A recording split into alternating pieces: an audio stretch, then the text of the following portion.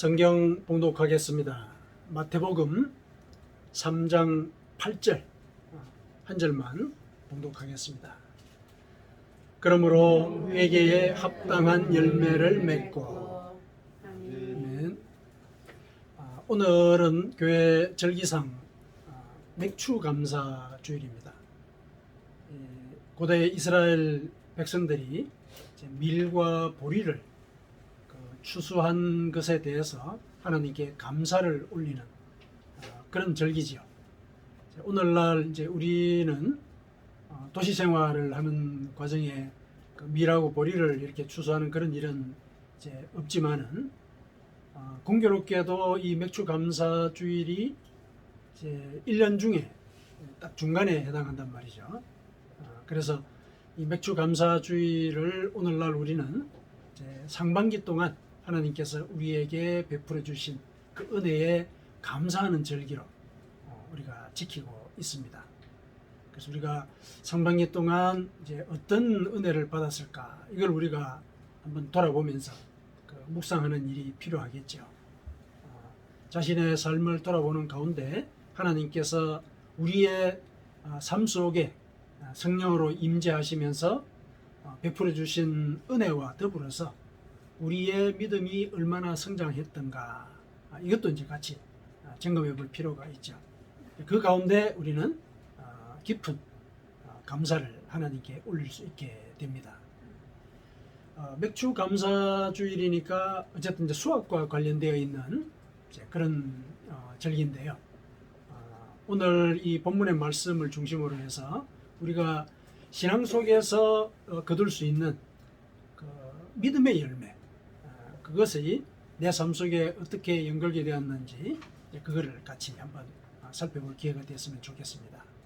무엇보다도 이제 여러 가지 삶의 여러 가지 그 믿음의 열매들 가운데서도 오늘 본문에서처럼 이렇게 회개에 합당한 열매, 이걸 이제 우리가 오늘 같이 살펴볼 건데요.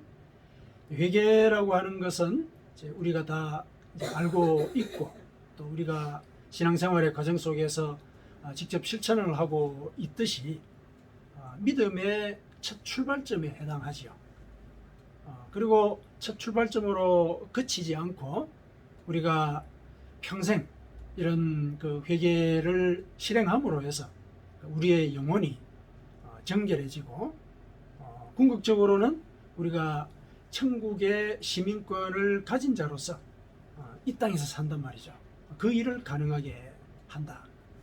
그런 차원에서 우리가 이 회개에 합당한 열매를 맺는다는 거 굉장히 중요한 일입니다. 신앙생활에 있어서.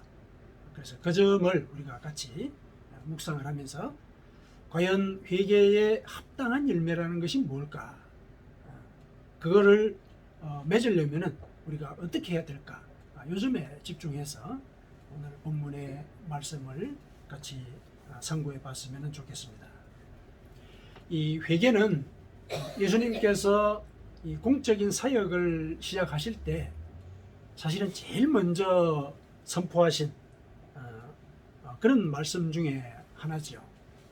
제일 먼저 선포를 하신 것이 회개하라, 천국이 가까이 왔느니라, 이 말씀을 하셨거든요.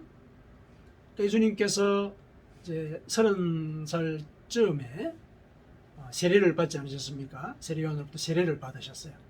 세례를 받고 난 뒤에 광야로 가서 40일간 금식을 하면서 사실상 사역을 준비를 하셨죠. 공적인 사역을 준비를 하시는 중에 이제 마귀의 시험을 또 받게 되지 않습니까? 마귀의 시험을 받게 되고, 그러고 난 뒤에 이제 가버나움으로 가셔서 거기서 먼저 선포하신 말씀이 바로 회개하라, 천국이 가까이 왔느니라, 이렇게 말씀하셨어요. 이 사역의 첫 출발점이 회개였던 것이죠. 회개를 강조를 하셨습니다. 이거는 하나님의 아들로서 강조하신 그런 말씀이기 때문에 회개는 구원의 필수적인 그런 요소이다. 우리가 그걸 짐작을 할 수가 있죠. 하나님의 아들이 그 신분으로 말씀을 하신 것이거든요. 그리고 예수님뿐만 아니라 세례 요한도 회개를 강조했죠. 회개를 강조했습니다. 세례요한은 주의 길을 예비하는 자로서 예언된 자지요. 주의 길을 예비하는 그 과정 속에서 세례요한은 회개를 강조했거든요. 그러면은 주의 길, 즉 주의 길을 예비한다는 건 주님을 만날 길이죠. 우리 입장에서 본다면은 주님을 만나는 길이 바로 회개다. 이 사실을 세례요한은 자신의 그 사역을 통해서 우리에게 일러주고 있거든요. 회개가 이 구원에 그만큼 필수적인 일이다라는 거, 그걸 우리는 알 수가 있습니다. 이렇게 구원에 이 회개가 필수적이기 때문에 당연히 이제 마귀가 방해를 하겠죠. 그래서 세례요한도 실은 그 회개를 강조하는 사역을 하다가 헤롯 왕에게 체포되어 가지고 결국 목이 잘려서 죽죠. 그 회개의 선포가 방해를 받은 것이죠. 실은 예수님께서 사역 전에 마귀의 시험을 받은 것도 어떻게 보면은 이 회개의 선포를 막으려는 마귀의 공작이라고 해도 과언이 아니죠. 예수님께서 사역하기 전에 받으셨던 그 시험의 내용을 보면은 사역을 사실상 못하게 하려고 하는 그런 의도가 강하죠. 특히 마지막 그 시험에 대해서는 천하 만국의 영광을 다 보이면서 나한테 절하면은 이거 다 주겠다, 그런 얘기를 했거든요. 사역하지 말라는 얘기죠. 이제 그런 식의 이제 그 유혹을 했거든요. 그것은 결국 회개의 사역을 방해하고자 하는 마귀의 공작이었다. 왜냐? 회개를 선포하면은 천국이 가까이 있다 그랬으니까 천국의 영역이 넓어지는 것이죠. 그러면은 그 반대로 마귀가 활동할 그 영역이 줄어들겠죠. 그들이 활동할 입지가 사라지게 되는 겁니다. 그러니까 가진 수를 써가지고 그 회개를 방해를 하지요. 요즘 같으면 이제 이런 식으로 우리를 방해하지 않습니까? 우리가 예를 들면 정욕과 탐심의 그 유혹을 받아서 일을 저질렀단 말이죠. 그러면은 우리 마음속에는 자신을 성찰하는 그런 힘들이 있거든요. 그래서 회개를 하고자 하는 마음을 가질 수가 있습니다. 특히 이제 회개할 마음을 하나님께서 주시기 때문에 이 가책이라는 걸 느낀단 말이죠. 그랬을 때 마귀는 그 행위를 합리화할 빌미를 주죠. 정의의 이름으로. 내가 한 일은 정의를 위해서 한 일이야. 그렇죠? 먼 일을 위해서 멀리 보고서 내가 지금은 조금 이렇게 뭐 일종의 후퇴를 하는 거야. 나중을 위해서. 이런 식으로 이제 합리화를 할 빌미를 제공을 하죠.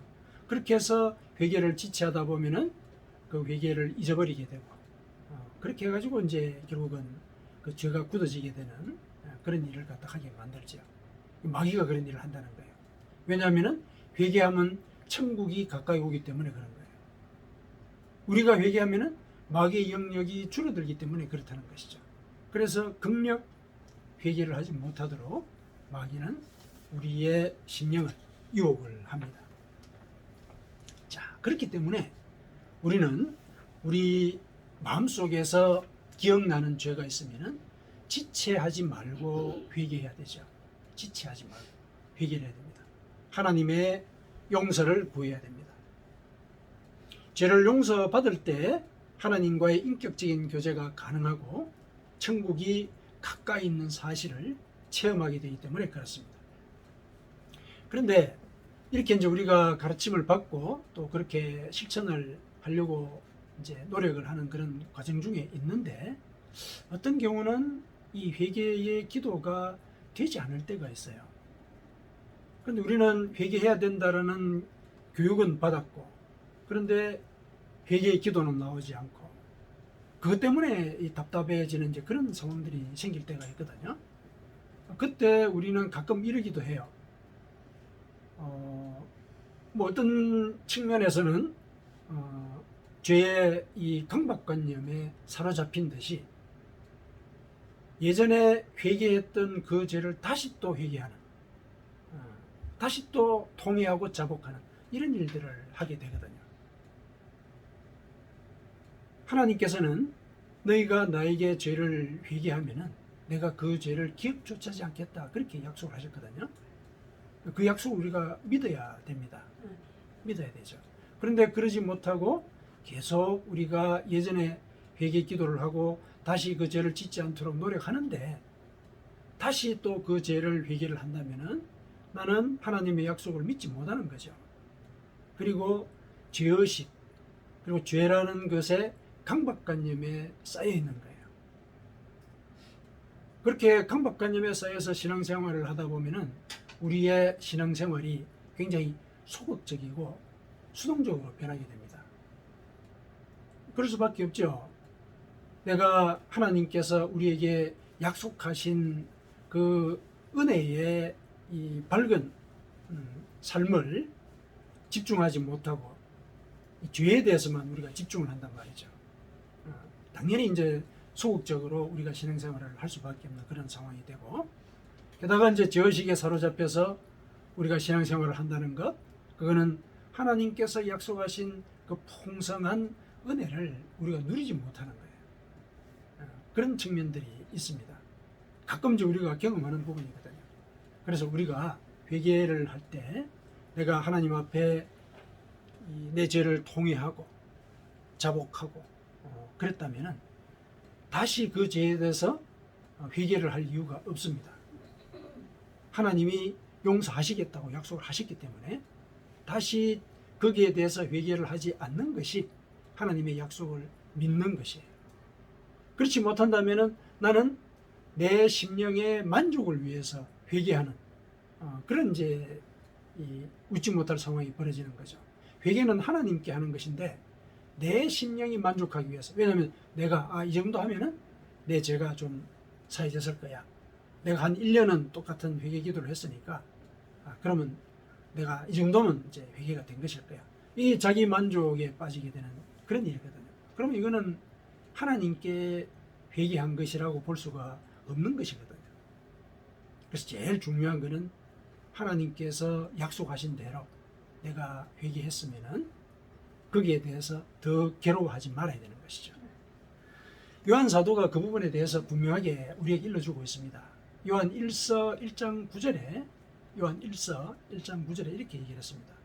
만일 우리가 우리 죄를 자백하면 그는 미쁘시고 의로우사 우리의 죄를 사하시며 우리를 모든 불의에서 깨끗하게 하실 것이다.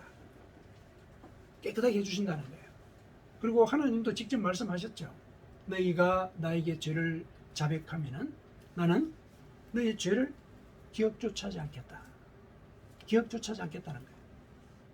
예를 들면 이제 우리의 모든 행실, 생각이나 죄까지도 생명의 책에 다 기록이 된다고 보십시다. 다 기록이 되거든요. 다 기록이 된다. 그런데 우리가 회개하면은 그 기록 속에 있는 나의 죄의 흔적들이 사라진다는 얘기예요. 기록이 없으니까 죄가 없는 것이죠. 그렇게 하겠다고 약속을 하셨기 때문에 우리는 그 죄에 대한 강박관념 여기에 시달리면서 회개를 하지 않아야 하는 것이죠. 그러면 이제 우리가 관심을 이제 가져야 될 부분이 그러면 어떻게 하면은 하나님이 원하시는 회개를 하는 것이냐, 이건 이제 우리가 생각해 봐야 되거든요. 그게 결국은 회개에 합당한 열매라고 얘기할 수 있는 부분인데, 자, 어떻게 하면은 하나님의 뜻에 합당한 회개를 하는 것이 되느냐. 우선 구체적으로 내가 예를 들어서 기억이 나는 그런 죄에 대해서는 분명히 회개해야 됩니다. 그거는 분명히 회개해야 되죠. 그렇지 않겠습니까? 예를 들어서 내가 하나님이 그런 약속을 하셨다. 죄를 회개하면은 뭐 예를 들어서 하나님이 기억조차 하지 않는다 하셨다. 그래서 내가 입술로만 그런 회개를 한다라고 했을 때 그거는 우리가 상식적으로 볼 때도 그렇게 해서는 안 되죠. 그렇죠? 그럼 어떻게 하면은 진실한 회개가 되느냐? 다윗이 그 모범을 보이지 않았습니까? 자기의 죄를 회개하기 위해서 자기가 흘린 그 통회의 눈물로 자기의 침상이 썩었다. 굉장히 통회하는. 그래서 그 다음 이후에는 같은 죄를 저지르지 않으려는 그런 결단이 동반되는 것. 그거를 이 회개의 진솔한 방법이라고 성경은 우리에게 일러주고 있거든요. 그래서 내가 어떤 구체적인 죄에 대해서 하나님께 회개되겠다는 이런 통일한 마음이 들 때는 그 다윗의 모범을 따라야 됩니다. 온전히 회개를 해야 되죠. 그게 하나님께서 원하시는 온전한 회개의 방법입니다. 그러니까 내가 한번 저질렀던 죄를 다시 저지르지 않는다 하는 그거는 세리장인 삭개오가 그 모범을 한번 보였죠. 세리장이면은 많은 사람들의 그 자산을 부당하게 수탈하는 일을 많이 저질렀거든요. 근데 이 삭개오가 예수님을 만나고 난 뒤에 이렇게 얘기를 했죠. 주여 보시옵소서, 내 소유의 절반을 가난한 자들에게 주겠사오며 만일 누구의 것을 속여 빼앗은 일이 있으면 네 갑절이나 갚겠습니다. 이렇게 고백을 했거든요. 누가복음 19장 8절에 그렇게 고백을 했습니다. 그건 뭡니까? 내가 저질렀던 그 죄 하나님 앞에 통회함으로써 다시는 그 죄를 저지르지 않겠습니다. 그것을 행동으로 보인 것이죠. 그래서 내가 예전에 잘못했던 것들 그거를 원상태로 돌려놓겠습니다. 아니 오히려 더 배상하겠습니다. 이렇게 다짐을 했죠. 예수님 앞에서 그렇게 했으니까 삭개오는 그런 일을 했을 것입니다. 삭개오의 이름이 순수하다는 뜻이거든요. 순수하다는 뜻이에요. 그러니까 그 이전에는 자기 이름의 뜻대로 살지를 못했어요. 그러나 하나님 앞에 회개를 한 이후에 그는 순수한 자로 분명히 거듭났을 것입니다. 왜냐하면 자기가 했던 일들을 원 상태로 돌려놓겠다고 다짐을 했고 실제로 우리가 추정컨대 그렇게 했을 것이라고 믿기 때문에 그렇습니다. 그래서 구체적인 죄가 내 마음에 떠오를 때는 하나님께 그 죄에 대해서 통렬히 회개하고 또 그 죄의 습관을 끊으려는 노력을 해야 됩니다. 이것이 이제 이 회개에 합당한 열매에 해당하겠죠. 그 다음에 두 번째 사례를 보면은 그 회개에 합당한 열매의 또 다른 측면을 우리가 생각을 해볼 수가 있는데, 간음 현장에서 잡힌 여인이 있습니다. 물론 이제 이 여인도 뭐 명확한 잘못을 저질렀죠. 사실은 그 죄 때문에 죽음의 자리까지 가지 않았습니까? 그녀가 현장에서 붙들려 가지고 끌려 나왔죠. 공개된 자리로 끌려 나온 거예요. 사람들은 이제 예수님의 명령만 떨어지면은 돌을 던지려고 아마 돌을 들고 준비를 하고 있었을 겁니다. 왜냐하면은 간음한 자에 대해서는 돌로 치라는 것이 율법에 규정이 되어 있거든요. 그래서 그 여인을 이제 그 당시에 그 종교 권력가들이 예수님을 시험하는 그런 어떤 통로로 이용을 했죠. 간음 현장에서 잡힌 이 여인을 율법에서는 돌로 치라 그랬는데 당신은 어떻게 평결을 하십니까? 이렇게 얘기를 한 거죠. 그러니까 예수님이 율법을 안 지킨다는 이제 이런 사실을 증명을 함으로 해가지고 이 예수라는 이 존재가 메시아가 아니다. 메시아라면은 율법, 즉 하나님의 말씀을 지켜야 되는데 율법이 하나님의 말씀으로서 분명히 간음자를 처벌하라고 규정을 하고 있는데 예수라는 존재가 돌을 던지지 말라 이렇게 얘기를 한다면은 이거는 메시아가 아니라는 것이 증명이 되는 것이다. 이런 함정을 갖고 있었던 것이죠. 물론 돌로 치라 그랬다 그러면은 그동안 이제 이 사랑의 은사에 대해서 여러 가지 이제 회의를 할 수 있는 여지가 또 생기게 되고, 또 다른 한편에서는 실정법을 범하게 되는, 로마가 지배를 하고 있었잖아요. 사형에 대해서는 로마 당국의 허락을 받아야 된단 말이에요. 근데 만일에 돌을 들어서 치라고 예수님께서 얘기를 하셨다 그러면은 사람들은 들고 쳤겠죠. 그러고 난 뒤에 그 책임을 예수님께 돌릴 거란 말이에요. 그러면은 예수님께서 로마 실정법을 어긴 것으로 처형을 받게 되는 이제 그런 문제가 생기죠. 여러 가지를 이제 이 함정을 생각을 한 거예요. 이 종교 권력가들이 예수님을 잡으려고. 그렇게 해가지고 이제 이 여인을 공개된 자리로 이제 끌고 나왔거든요. 이 여인은 이제 죽은 목숨이에요. 거의 죽은 거죠. 예수님이 한마디에 이제 그 인생이 걸려 있는 것이죠. 그 순간에 이 여인은 얼마나 간절하게 기도를 했겠습니까? 얼마나 간절히 기도했겠어요? 회개했겠죠. 그렇죠? 그거는 우리가 인간적인 심정으로도 충분히 짐작할 수 있는 그런 부분이죠. 아마 예수님은 그 여인의 회개의 기도를 받으셨을 것입니다. 그래서 뭐라고 그러셨습니까? 무리를 향해서 죄 없는 자가 먼저 돌로 차라. 그런 말씀을 하셨죠. 그랬더니 그 무리들이 마음의 양심의 가책을 느껴서 하나 둘씩 돌아갔더라. 그렇게 얘기를 했죠.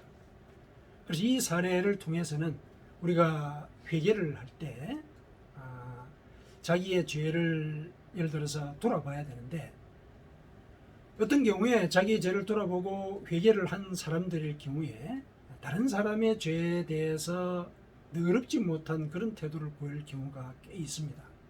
이거는 이제 이 여인을 둘러싼 그 소위 그 유대인들, 그들을 통해서 우리가 얻을 수 있는 교훈이죠. 회개를 한다라고 했을 때 실제로 그 유대인들은 아마 자신들은 그 죄를 저지르지 않았기 때문에 돌을 칠 만한 자격이 있다고 생각을 했을 거예요.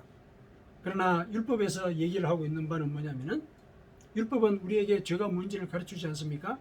그런데 율법에서 규정한 죄의 하나를 범하면은 어쨌든 그 하나만 범한 것이 아니라 죄를 범한 것이잖아요. 그럼 모든 죄를 다 범한 것이나 마찬가지다. 신약에서는 그렇게 해석을 하죠. 그렇다면은 간음죄를 저지르지 않았다고 해서 과연 내가 다른 사람을 정죄할 수 있느냐, 이런 점들을 우리가 생각을 해봐야 된다는 거. 그걸 사실은 예수님께서 죄 없는 자가 먼저 돌로 치라는 이 말씀을 통해서 가르쳐 주신 거예요. 이제 죄를 회개할 때 이제 그런 점을 한번 주의를 해야 된다. 그걸 그 사례에서 우리가 읽어낼 수가 있고, 그 다음에 죄 없는 자가 먼저 돌로 치라고 얘기를 하신 뒤에 그 여인에게 예수님께서 이런 말씀을 하셨죠. 너를 정죄하는 자들이 어디 있느냐? 둘러보니까 아무도 없죠. 그랬더니 나도 너를 정죄하지 않으니 다시는 죄를 범하지 말아라. 이런 얘기를 하시죠. 아마 그 여인의 회개를 예수님께서 받으시고 그렇게 평결을 하신 것입니다. 다시는 죄를 짓지 마라. 다시는 죄를 짓지 않는 그게 사실은 진실한 회개이다. 그 얘기를 일러주신 것이죠. 회개에 합당한 열매라고 하는 것은 궁극적으로 내가 죄를 짓지 않는 거예요. 물론 이제 우리의 이 심성 속에 정욕과 탐심이 늘 죄를 짓도록 그 유혹을 합니다. 그래서 죄를 짓지 않는 것, 그게 참 힘들어요. 힘들지만은 죄를 짓지 않도록 노력하라. 이게 사실은 예수님께서 그 여인에게 일러준 말씀이잖아요. 다시는 죄를 짓지 말라. 그 얘기가 그런 뜻이죠. 무고하게 살아라. 이렇게 요구하고 계신 것은 아니죠. 죄를 짓지 않도록 노력해라. 어떤 죄? 구체적으로 너는 죽을 뻔한 죄가 있지 않느냐. 그렇죠? 다시는 간음죄를 저지르지 않도록 해라. 이건 이제 그 여인에게 일러주는 말씀이죠. 다시는 죄를 짓지 말라라는 그 말씀을 우리의 삶에다 적용했을 때는 내 삶을 돌아볼 필요가 있죠. 내가 다시 저지르기 쉬운 죄가 뭐였고 또 다시 저질렀던 죄가 뭐였던가, 이걸 이제 살펴보는 것이죠. 그래서 그 죄를 저지르지 않으려고 노력하는 것, 이것이 궁극적인 회개에 해당한다. 그거를 이제 예수님께서 일러 주신 것이죠. 그게 회개에 합당한 열매라고 볼 수가 있다. 그래서 회개에 합당한 열매라고 얘기했을 때 그 내용을 우리가 두 가지로 정리할 수 있는 것이죠. 첫 번째는 내가 구체적인 어떤 죄가 생각이 나고 양심의 가책을 느낀다면은 그건 통회하고 하나님께 자복해야 된다. 그 다음에 두 번째, 같은 죄를 저지르지 않으려는 노력, 이게 동반이 돼야 된다. 그게 회개에 합당한 열매다. 내 신앙생활에서 내 삶 속에 맺히는 회개에 합당한 열매라고 볼 수 있는 것이 바로 그 두 가지라고 볼 수가 있다. 이렇게 정리해 볼 수가 있습니다. 우리가 죄를 저지르지 않는다라고 했을 때 이제 앞서 말씀을 드리긴 했지만은 이게 내가 어떻게 해야 죄를 짓지 않게 될까, 이거 굉장히 어렵단 말이에요. 참 어렵거든요. 정욕과 탐심이라고 하는 것은 우리의 빈틈을 노린단 말이에요. 우리가 늘 완벽하게 죄에 대해서 방어방을 치고 이렇게 살지를 못합니다. 그런데 하나님께서는 이제 그걸 사실은 요구를 하시는 거죠. 다시는 죄를 짓지 말라 그러셨으니까. 물론 내가 영혼 속에서 경각을 하고 있다면 그 부분에 대해서는 우리가 노력을 하겠죠. 근데 그러지 못한 부분은 우리의 빈틈이거든요. 그럼 그 빈틈까지도 우리는 어떻게 예를 들어서 방어를 할 수가 있느냐. 참 어렵습니다. 우리가 죄의 본성을 갖고 있기 때문에 이제 그랬는데, 거기에 그런데 아무런 방법이 없는데 예수님께서 그런 요구를 하셨을까? 성경이 그런 요구를 하고 있을까? 그건 아니죠. 성경에서 우리에게 일러주고 있는 말씀 속에 우리가 죄를 짓지 않을 그런 방법이 있습니다. 그게 뭐냐면은 관점을 바꾸는 거예요. 관점을 바꾸는 것이다. 죄를 짓지 않으려고 하는 노력, 그게 굉장히 중요하다면은 오히려 우리가 하나님께서 일러주신 죄의 반대편의 행위를 하는 것이죠. 예를 들면 이런 거예요. 바울 사도가 우리에게 일러준 말씀이 있죠. 항상 기뻐하라. 쉬지 말고 기도하라. 범사에 감사하라. 데살로니가전서 5장 16절에서 18절에 있죠. 이 말씀의 반대편을 한번 생각해 보십시다. 그 반대편이 사실은 우리의 일상이에요. 우리 일상을 가만히 살펴보면 항상 기뻐할 수 있습니까? 오히려 우울한 일들이 더 많죠. 불안한 일들이 더 많고. 그래서 하나님께서 우리에게 약속하신 그 평안과 미래와 희망, 예레미야서 29장 11절에 분명히 얘기를 하셨죠. 너희들에 대한 내 생각을 내가 알고 있다. 그거는 재앙이 아니다. 평안이다. 너희들에게 미래와 희망을 주는 것이다. 이 약속을 우리가 믿지 못하는 거예요. 우리 상황이 그렇게 만들고 있다는 것이죠. 그런데 관점을 바꾸는 것이죠. 그 약속을 믿으려고 노력하는 거죠. 믿으려고 노력하는. 그러면은 우리가 그 약속을 믿지 않는 죄, 그럼을 통해서 우리가 우울함과 절망감에 빠지는 그런 죄를 저지르지 않게 되는 것이죠. 항상 기뻐하는 것. 우리의 의지가 동반이 돼야 되죠. 그 다음에 쉬지 말고 기도해라. 어떻게 쉬지 말고 기도할 수 있습니까? 중간에 밥도 먹어야 되는데. 이때 쉬지 말고라고 얘기하는 것은 그런 의미가 아니고 무슨 일이든지 항상 기도부터 하고 그 일을 하라는 거예요. 기도를 쉰다는 것은 무슨 말이냐면은 내 능력과 내 뜻대로 한다는 뜻이에요. 내 능력과 내 뜻대로 어떤 일을 한다는 것. 그게 기도의 쉬는 죄예요. 성경이 일러주고 있는 기도의 쉬는 죄는 그걸 의미를 합니다. 그래서 무슨 일이 생기든지 하나님 앞에 먼저 기도하고 하나님의 뜻을 찾으려는 노력과 함께 그 일을 수행하려고 해야 된다. 그걸 얘기를 하죠. 근데 우리가 발등에 불이 떨어지면 그리기가 어렵죠. 우리가 그렇게 습성이 되어 있단 말이죠. 그거를 우리가 이제 관점을 바꿔야 됩니다. 늘 먼저 기도하자. 무슨 일에서든지 먼저 기도하자. 그렇게 되면은 내가 내 능력을 앞세워서 내가 하나님이 되는 그런 죄를 저지르지 않게 되는 거죠. 그래서 쉬지 말고 기도하는 것. 이게 어떤 면에서 보면은 오히려 이 회개에 합당한 열매의 어떤 궁극적인 결과를 우리에게 보여주는 것이 아닐까 이렇게 생각을 해봅니다. 그 다음에 범사에 감사해라. 우리 일상을 한번 돌아보십시다. 모든 일이 과연 감사할 일들만 그렇게 있습니까? 그렇지는 않죠. 그런데 내 삶 속에 벌어진 그 고난, 공고한 일들, 그것도 하나님의 뜻이라고 생각하는 거예요. 하나님은 앞서 말씀을 하셨듯이 나한테 재앙을 주려고 우리를 이 땅에 태어나게 해서 살게 하지 않으셨다. 이거 믿어야 됩니다. 하나님은 나에게 평안을 주고자 하신다. 그래서 지금 현재 나에게 닥친 이 고난, 이거는 나의 믿음을 성장시키고자 하는 하나님의 섭리다. 내가 지금은 이해하지 못하지만은 하나님의 때에 그 고난이 나를 내 기대 이상으로 성장을 시키는 그런 계기로서 하나님 활용을 하실 것이다. 이렇게 이제 믿어야 되는 것이죠.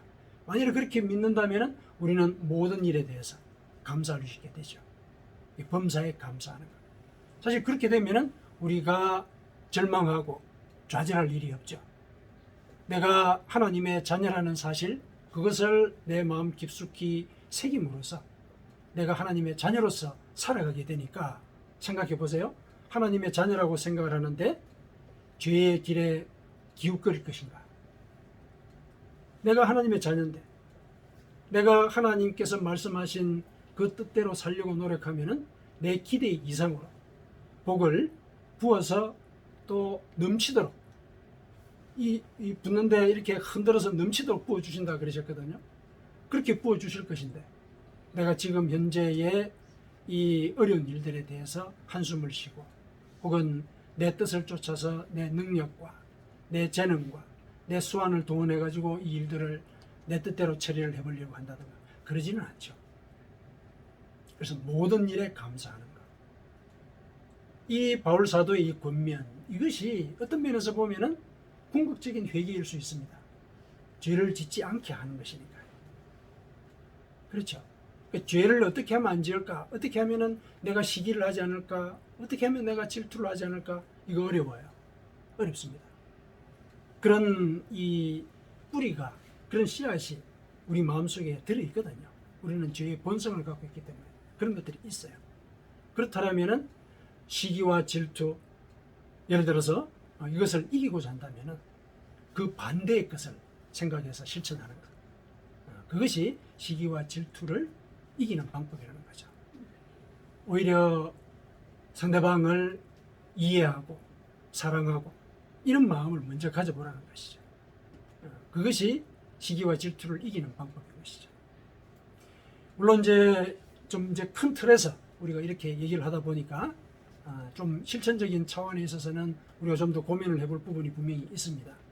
그거는 실은 우리 삶 속에서 이 원칙을 갖고 구체적으로 내가 좀 실천을 해봐야 되는 부분입니다. 그래서 오늘 우리가 회개에 합당한 열매를 맺으라고 했을 때 회개에 합당한 열매는 궁극적으로 하나님께서 우리에게 일러주신 그 구원의 약속, 은혜의 약속, 그것을 얻기 위해서 애를 쓰는 것. 그게 회개에 합당한 열매를 맺는 길이다. 이것을 기억을 하십시다. 그래서 항상 기뻐하고 또 쉬지 말고 기도하고 모든 일에 대해서 감사하려고 노력하는 그런 삶을 살아가십시다. 그것이 궁극적인 회개일 것입니다. 아멘.